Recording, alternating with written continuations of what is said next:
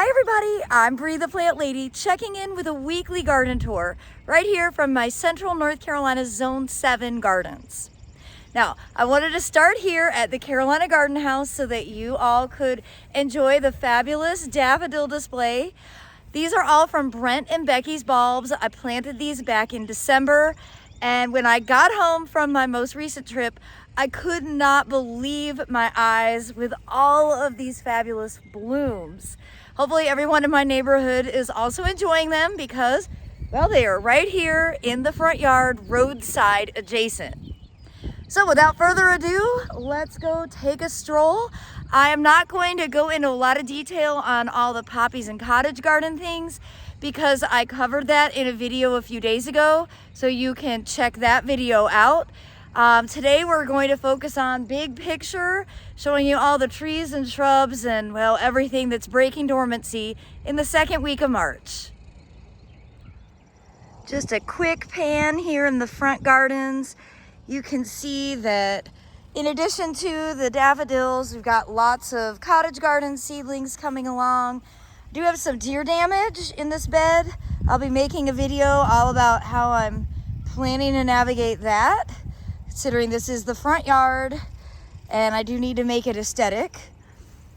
It is amazing to see how much has broken dormancy, including Iteas right here and Viburnum. You can see the different species of Viburnum. Spirea are starting to leaf out, actually quite a bit. So spring is here. Whether it should be or not is not really up for us to decide because we aren't in control of it. Now, saying that spring is here, you can see that the forsythias are just about finished. They are also leafing out completely. You can see the Viburnum macrocephalum is in full bloom, and oh my gosh, you guys, look, I almost stepped on a butterfly.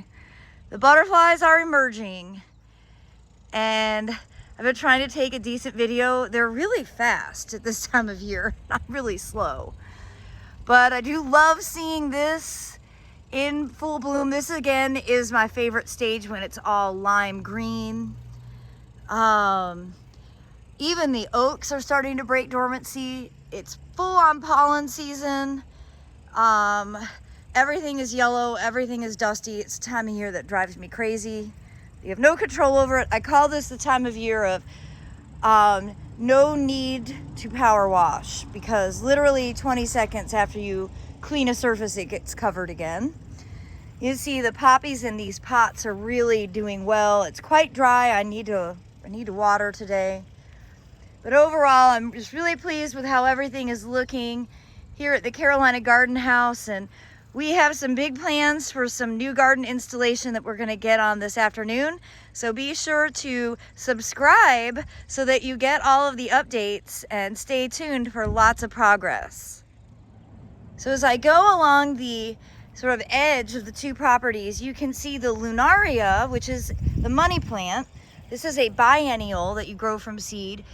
This will soon be blooming. This was seed that dropped 2 years ago. It grew vegetatively all last year, and then this year I'll get flowers.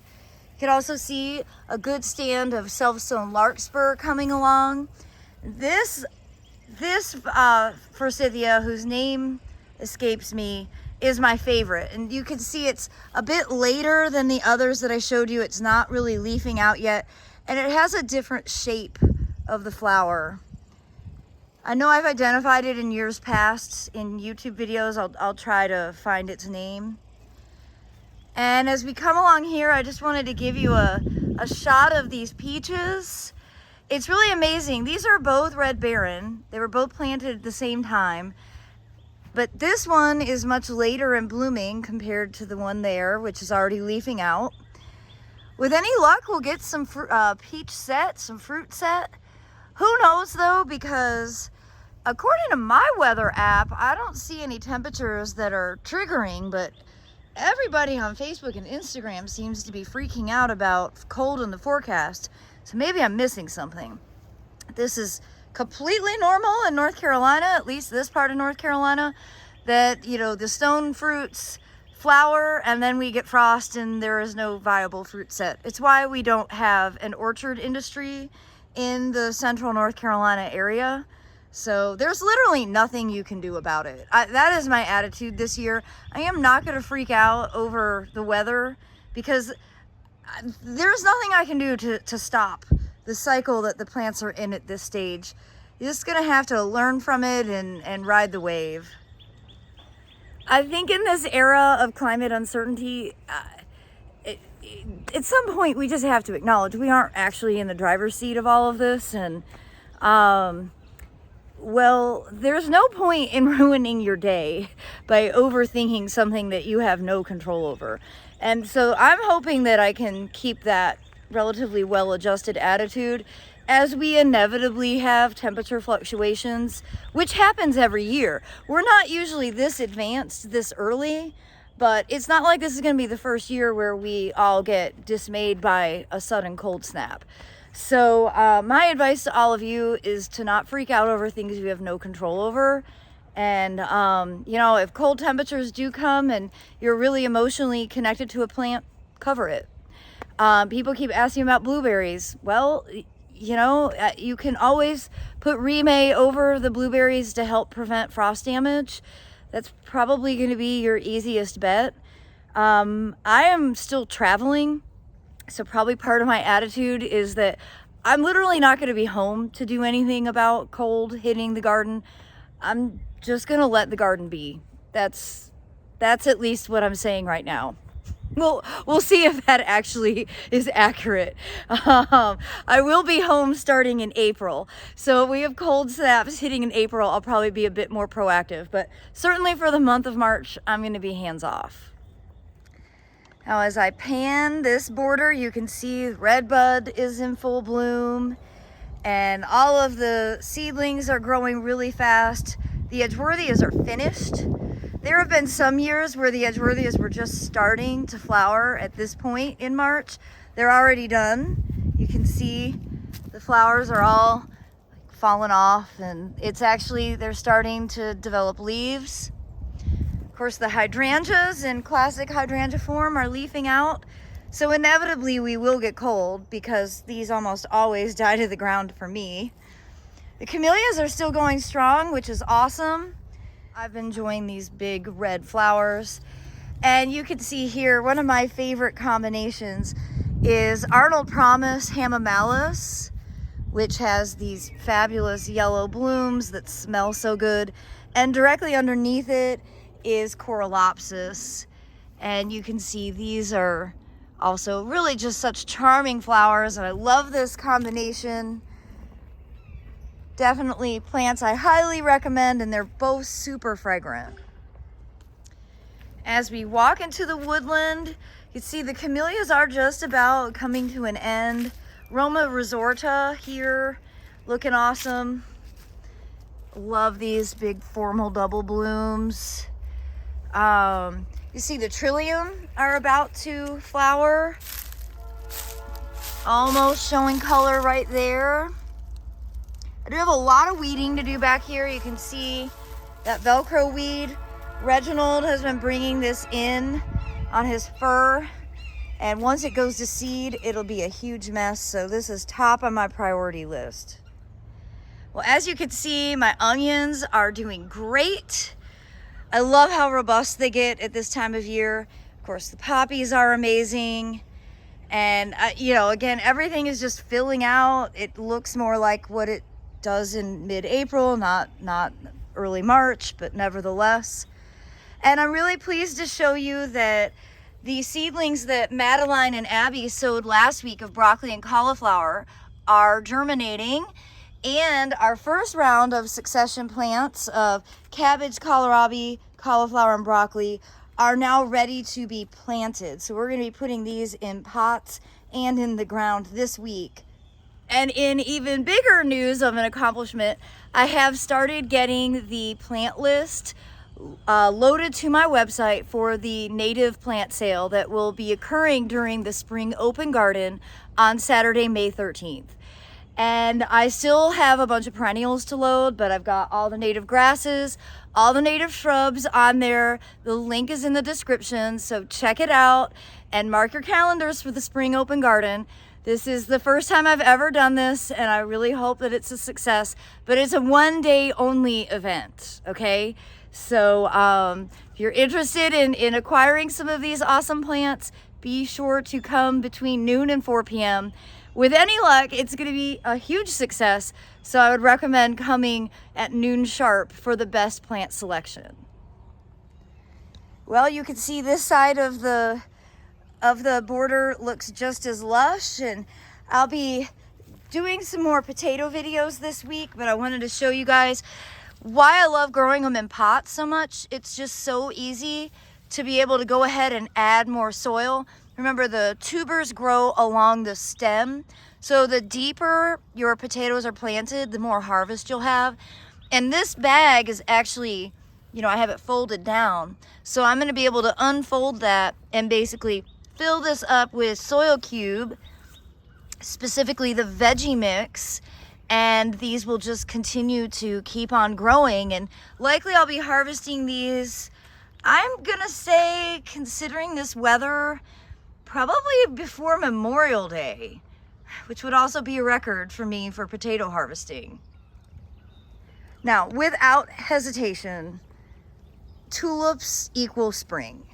And you know, some people don't like tulips, and they are not reliable in the Southeast. They are not perennial by any means. I bought these at Aldi. They were not expensive, and the level of joy that they bring me is worth every single penny. And I just think, I look out from my kitchen window, and the bright tulips are really what, you know, draw my eye to this bed. And I think these combinations are just delightful. So I'm gonna give you an up close view. They're fleeting. It's very hot today. I wouldn't be surprised if petals start flopping off, but I sure do get an incredible amount of enjoyment from seeing these. So simple and yet so dynamic. Of course, the robins are out in full force, gathering insects from the ground. The feed tank bed is looking great, although you can totally see the pollen. It's just such a dirty time of year. There's just kind of a ring of yellow everywhere, and I'm lucky I don't have like severe allergies, but I can really feel it in my throat and in my nose.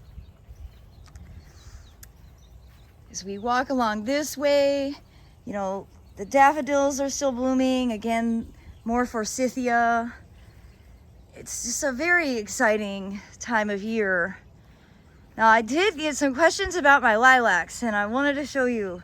It's a very disappointing report, but they are alive. They don't look great. Specifically Excel, which I have loved and adored for a long time. Basically, the entire main piece of it is dead, and it has grown some root suckers, which is, for the first time in my life, I'm grateful that lilac sucker. I have one bloom. Again, it's a root sucker, so it's way down here on the ground, and it smells incredible. Boy, I have some weeding that needs to be done.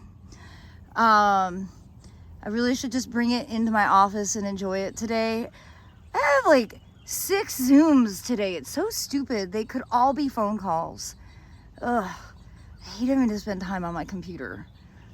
But time spent with a lilac bloom next to me will make it significantly better. All right, what about my other lilacs? Well, these two are hybrids from the National Arboretum, and you can see they're doing much better. They aren't flowering yet, but I've got lots of flower buds on it. I'm gonna have to watch some videos from last year to remember what cultivars they are. I really should do a better job with some labels. But I'm pleased that these are alive. There's a big dead branch on that one that I need to cut off.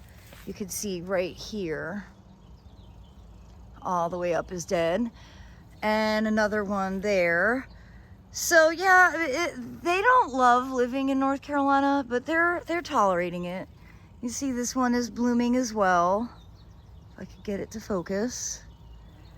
And of course behind it, a much more reliable plant, Cercis chinensis Don Egoff.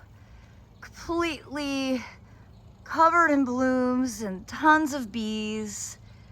It's just one of my all-time favorite trees. And if you don't like the dark purple, you can grow Cercis chinensis alba, which is right here. And I love using these in cut flower arrangements at this time of year. They actually are pretty good. They last about a week.